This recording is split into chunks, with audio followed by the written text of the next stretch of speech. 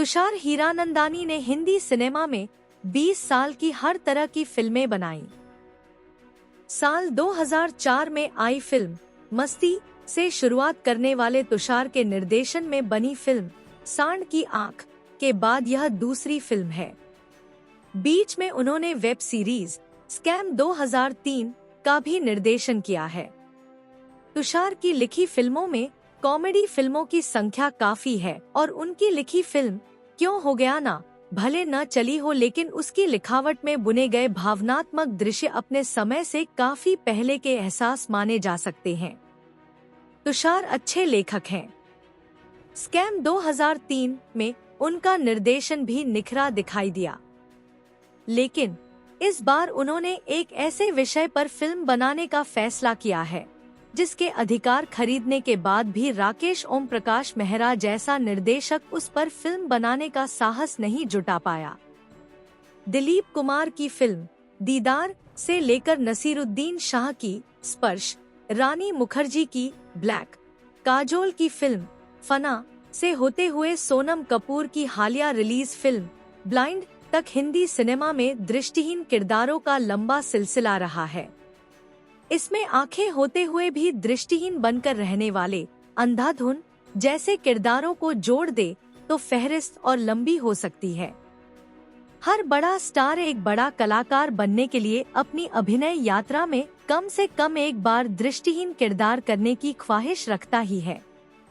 Film सांड की आंख में बुजुर्ग निशानेबाजों की कहानियां बताने वाले तुषार की वेब सीरीज स्कैम 2003 में खूब तारीफ हुई और तारीफ उनकी फिल्म श्रीकांत बनाने के लिए भी होने वाली है। फिल्म श्रीकांत मनोरंजन के लिए बनी फिल्म नहीं है। ये फिल्म उन व्यवस्थाओं की तरफ उंगली उठाने वाली बायोपिक है जिनसे लड़कर श्रीकांत बोल्ला एक सफल कारोबारी बने। तत्कालीन राष्ट्रपति APJ अब्दुल कलाम से मिलने पहुंचे छात्रों में से जब एक छात्र बड़ा होकर देश का पहला दृष्टिबाधित राष्ट्रपति बनने का इरादा जाहिर करता है और फिल्म खत्म होने के बाद जब स्क्रीन पर ये लिखकर आता है कि श्रीकांत बोल्ला आज भी अपनी इस ख्वाहिश के साथ जी रहे हैं, तो फिल्म का मकसद साफ हो जाता है। फिल्म की कहानी श्रीकांत बोल्ला के जन्म से शुरू होती है, जब उसका पिता लोगों की ये सलाह मानकर अपने बेटे को दफनाने पहुंच जाता है कि इसे अभी मार दो नहीं तो जीवन भर ये कष्ट में रहेगा और माता पिता को भी कष्ट देता रहेगा। पिता उसका नाम क्रिकेटर कृष्णामाचारी श्रीकांत के नाम पर रखता है और वह बड़ा होकर क्रिकेट खेलता भी है।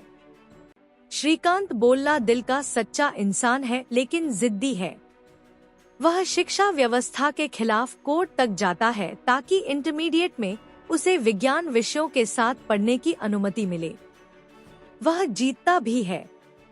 देश के सबसे प्रसिद्ध इंजीनियरिंग कॉलेज IIT में उसे प्रवेश नहीं मिलता है, लेकिन दुनिया के सबसे मशहूर तकनीकी विश्वविद्यालय यानी अमेरिका के MIT में उसे निशुल्क शिक्षा के साथ प्रवेश मिलता है।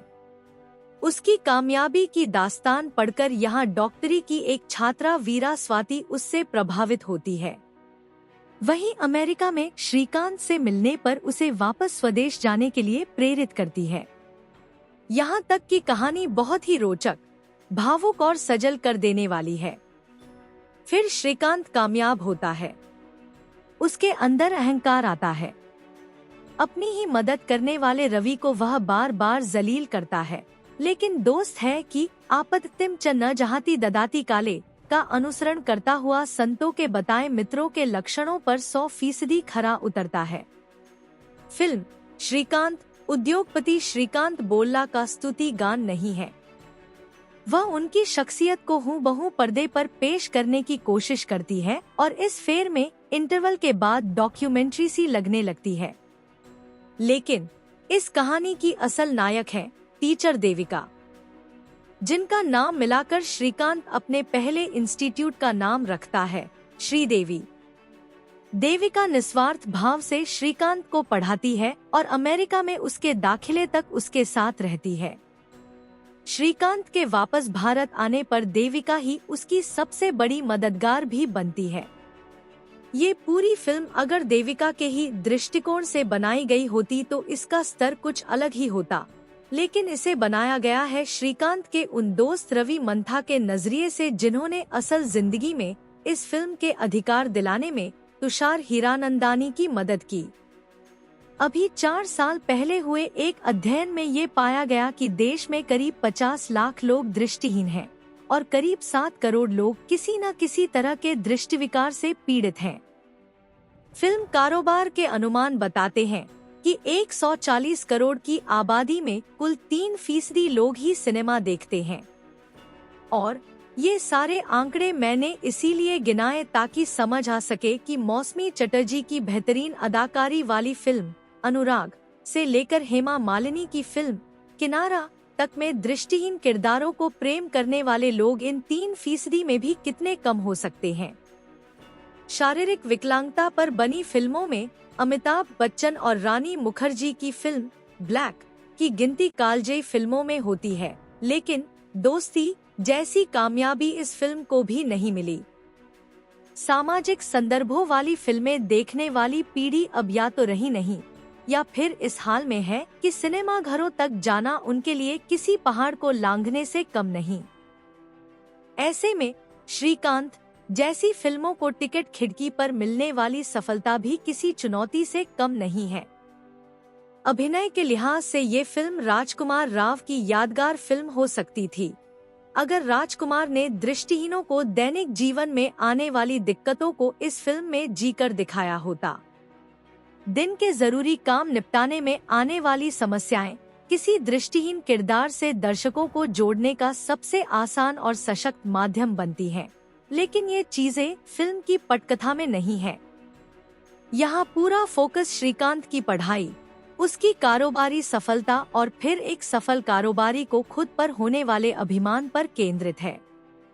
किसी भी फिल्म का हीरो जैसे ही एक स्याह घेरे में जाने लगता है, दर्शकों का उससे ताल्लुक तुरंत टूट जाता है। राजकुमार राव ने पूरी फिल्म में एक ही तरह की भंगिमा बातें करते वक्त ओढ़े रखी है और एक समय के बाद यह बहुत ही एकांगी लगने लगती है। उनकी कोशिश अच्छी है, लेकिन इस फिल्म को करने से पहले अगर उन्होंने स्पर्श में नसीरुद्दीन शाह या फिर शोले में ही एके हंगल का अभिनय देख लिया होता तो उन्हें अपने अभिनय को बेहतर करने में मदद मिल सकती थी। कुमुद मिश्रा की फिल्म नजरअंदाज भी बढ़िया संदर्भ बिंदु है। अलाया एफ ने स्वाति को फिल्म के किरदार से प्रभावित किया है। वह आहिस्ता आहिस्ता मजबूत हो चुके कलाकार हैं और उन्हें अपना दमखम दिखाने के लिए मशीन भी अच्छे मिल रहे हैं। किसी फिल्म में एक पूरे किरदार से मुलाकात पर वह क्या कर पाई, इसका इम्तिहान अभी बाकी है। ज्योतिका को फिल्म शैतान में एक लाचार माँ के किरदार में देखने के बाद यहाँ एक स्ट्रॉन्ग टीचर के रोल में देखने को बेहतर मिल रहा है। उन्होंने फिल्म श्रीकांत में मुख्य भूमिका निभाई है। रासायनिक रसायनों में एक बार इस्तेमाल होने के बाद लागत कम हो जाती है, लेकिन यहाँ उनकी देविका ट्रेनर का किरदार बार बार फिल्म के असफल होने से छूटते ही उन्हें सहारा देना आ जाता है। शरद केलकर के लिए अपनी अभिनय क्षमता का यह बेहतर अवसर बन रहा है। एपीजे अब्दुल कलाम के किरदार गुल्लक वाले जमील खान ने ठीक काम किया है।